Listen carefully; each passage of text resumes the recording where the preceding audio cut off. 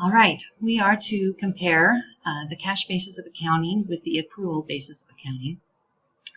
And here, under the cash system, or cash basis, we only take into account the cash that has been received and the cash that has gone out.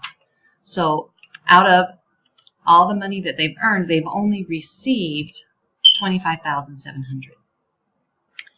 And the expenses that were paid, they paid $12,760.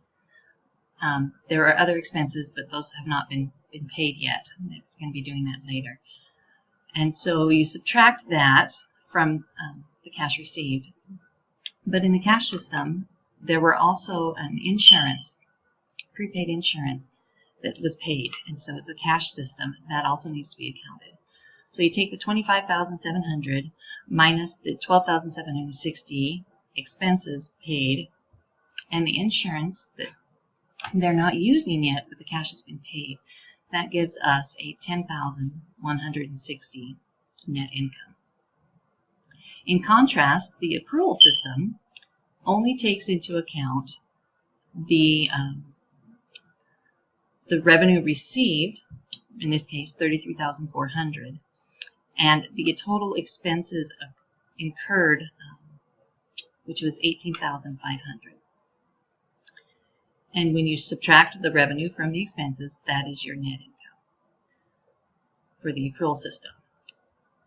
The insurance, that is money that's gone out, and it is accounted for in the accrual system, but it's accounted for in the assets, because prepaid insurance is an asset, and the cash has gone out in the cash. Both of those assets cancel each other out, but it does not affect the revenue and the expenses, which gives us our net income.